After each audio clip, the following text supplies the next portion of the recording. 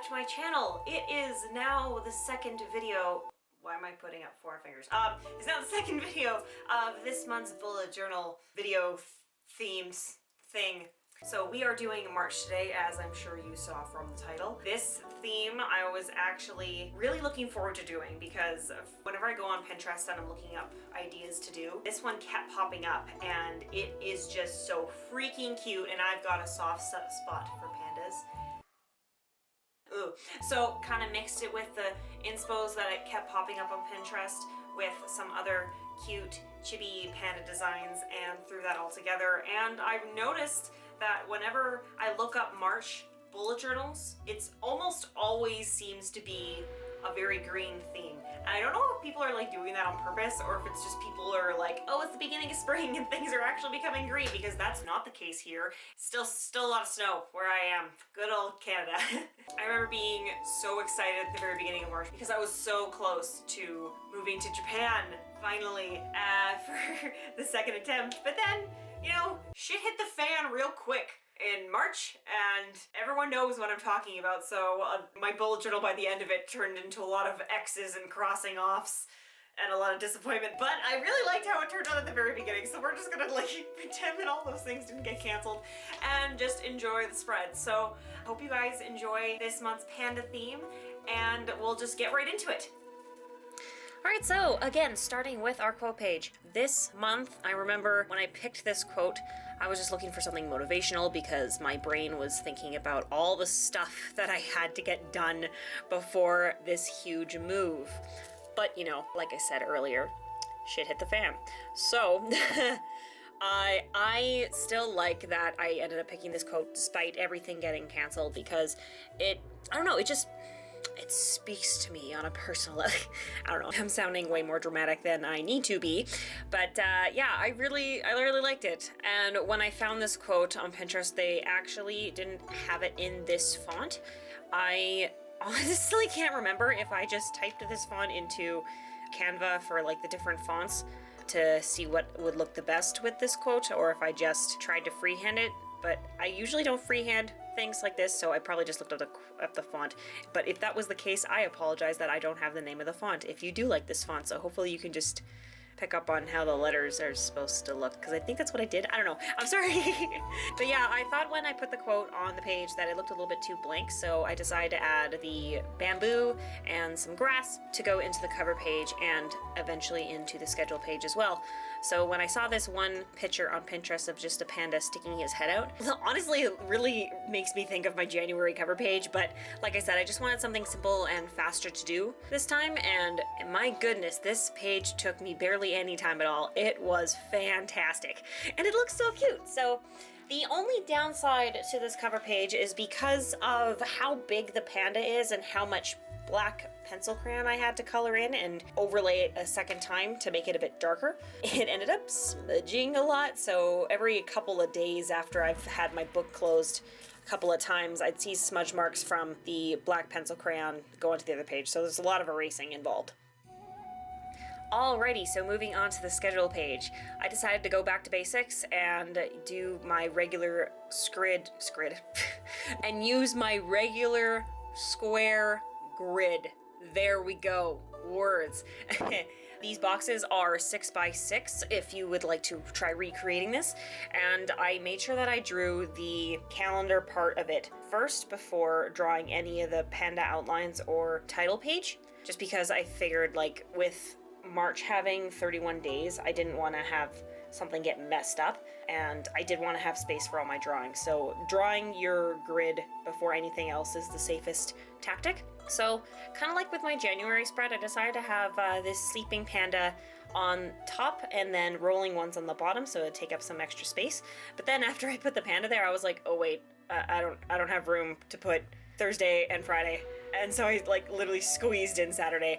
And I mean, I could have put in Friday and Thursday there, but I feel like that would have taken up too much of the panda. So overall, I think it was an okay mistake.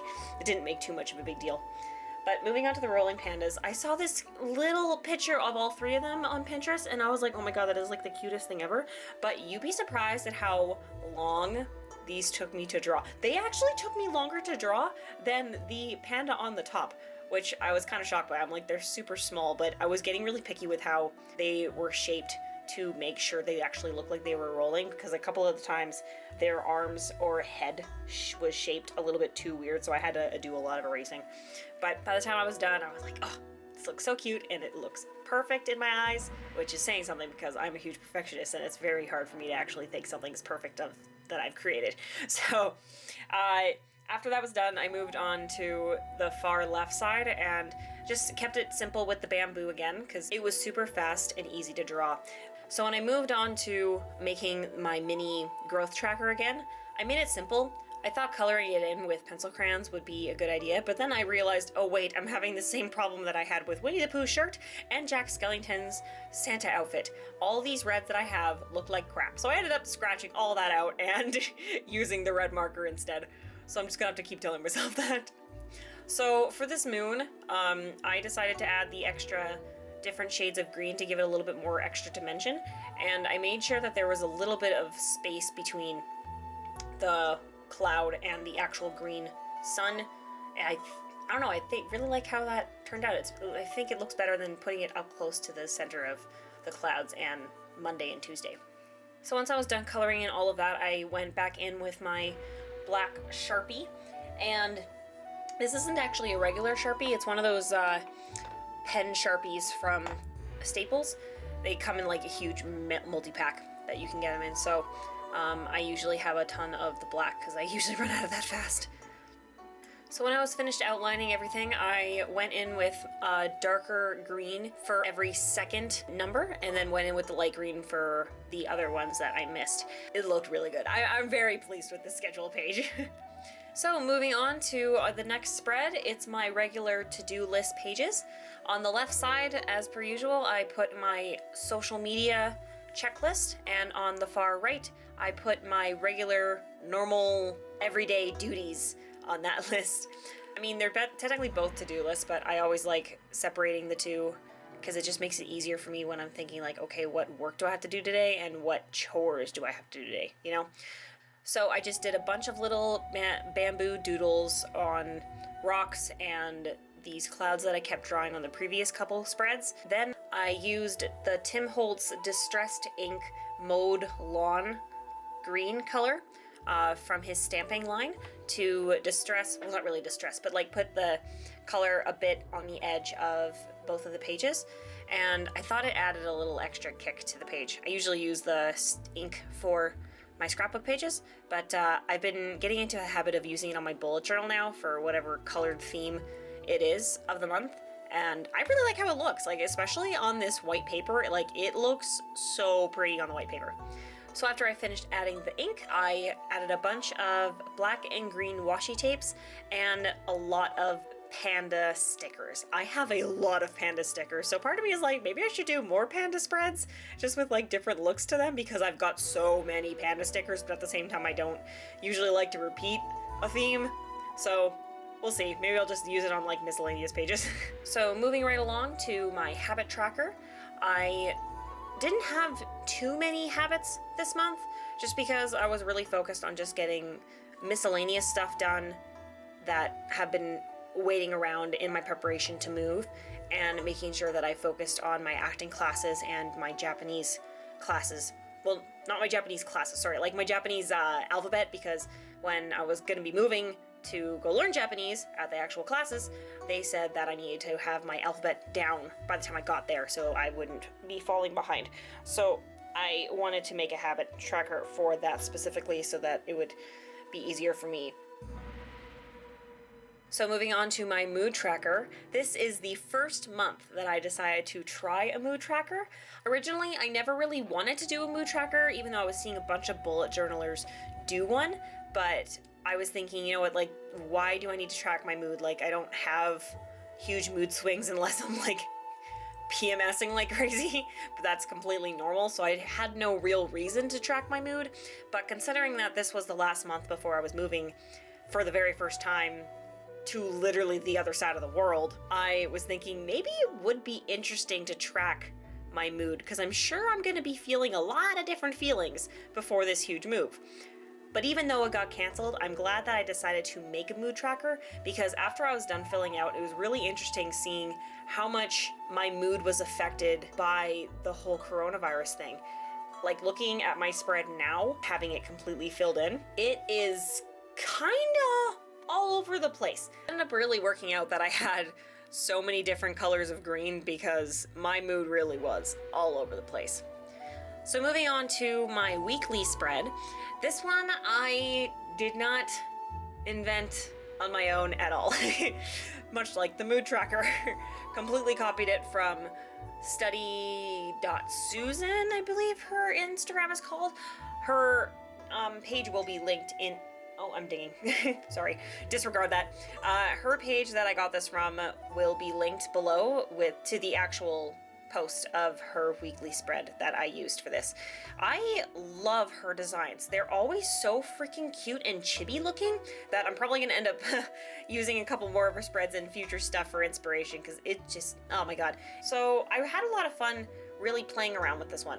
The only problem that I found here is that I tried to make my numbers thicker with a different type of pen instead of just my regular Sharpie pen, and I ended up really hating it, so it's a really good thing that I had a lot of Panda stickers so I could just cover up my mistakes and pretend that it never happened. Thank God for stickers. Always invest in stickers if you're going into bullet journaling and you are prone to mistakes like I am. So going on to the quote in the bottom, on her spread she actually used a completely different quote on hers. I believe it said, nothing's black and white or something like that, which I thought was cute, and it totally goes with like a panda theme with black and whiteness. But I was like, that doesn't really go with what I'm feeling this month and what my goals were at the time of making this spread. So I'll be real with you, I was extremely scared to move. Because, I mean, moving to the other side of the world is scary enough, but I've literally never moved out of my parents' house, and I've lived in this house since I was literally born, so having that on your shoulders makes it even scarier. So yeah, I was like, you know what, this quote really does it for me right now. And yeah, even though I was scared, I still really wanted to do it and go for it. So yes, here is my final flip through of my March 2020 setup, inspired by the lovely, beautiful, cute pandas from my Pinterest boards. I have been wanting to do this for a while, and I'm not gonna lie, I think this is my favorite spread I've done. Oh, you know what? That's a lie. Second favorite. Jack Skellington always wins first.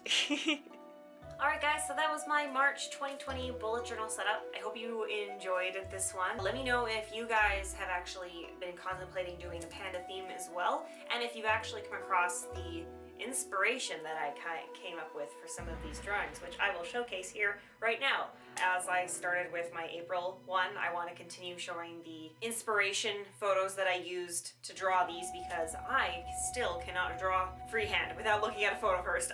Maybe one day I can, but as of right now, that's not gonna be. As of right now, that's definitely not the case. So all of these inspo photos that I used are also going to be linked down below if you'd like to see the original designer's page, and maybe get a shout out to them, let them know that like their stuff is so freaking cute, because I know I definitely will be. So yeah, with that, I will leave you guys and see you guys next Scrappy Wednesday for my moving into a new bullet journal setup video. So I will see you guys next week. Bye!